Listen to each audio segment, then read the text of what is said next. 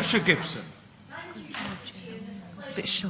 Chairmanship, and I'm very grateful to the member for Belfast East for bringing this very important debate forward. And I recall speaking on funeral poverty around this time last year and was deeply encouraged by the consensus around the Chamber that the current situation was simply not sustainable. It's a sad and inescapable fact that far too many people struggle to put food on the table, struggle to keep body and soul together. They cannot afford to live, and now we are learning they simply cannot afford to die. And it's a very cruel fact and a cause of deep shame for all of us.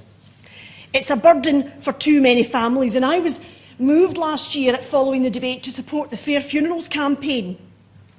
And I wrote to every single undertaker in my constituency of North Ayrshire and Arran to ask that, as a matter of course, grieving families are offered the cheapest and most affordable option when they come to bury their loved ones.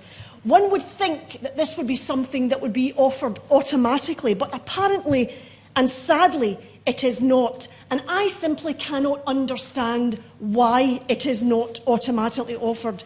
And let's not forget, the families in question who are grieving are only thinking, naturally enough, of giving the best, the most fitting send-off to their loved ones. Cost is not the first thought in their minds.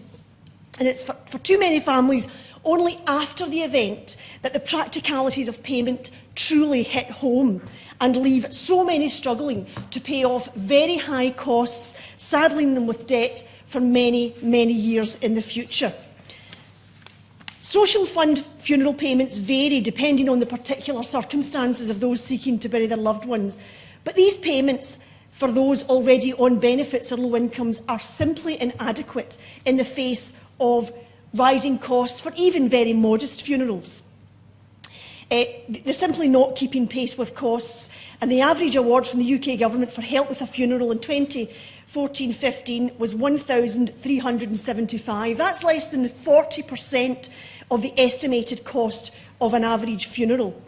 Alongside this, burial and cremation charges continue to rise, 80% over the last decade, and this leaves grieving families struggling with grief, but unfortunately also struggling with debt. And there's also some evidence to suggest that people on benefit or low incomes often don't even know that they qualify for the modest help that is available. And of course, we could encourage, as already been mentioned, we could encourage those who are able to afford it to take out monthly funeral payment plans. But to those thinking of doing so, I would urge caution, because I would suggest they either take careful advice or they read the small print extremely closely, because for many individuals they end up paying over time much more than the cost of the funeral itself, and the balance is not refunded to grieving families. So I would say to the Minister today, to protect the public, the time has come for an official regulatory body to investigate capping the costs of funerals and, very importantly, I think, compel funeral directors to inform clients of their lowest cost options, so that those who are grieving and will struggle to pay back the high costs of funerals can make a more informed decision about the cost of funerals with all the relevant information available to them. The Scottish Government is doing much work on this, and indeed has commissioned a report in preparation for the devolution of funeral payments to the Scottish Government. But much more, I think, needs to be done. This is an issue confronting those in low incomes in Scotland, but those in low incomes across the United Kingdom.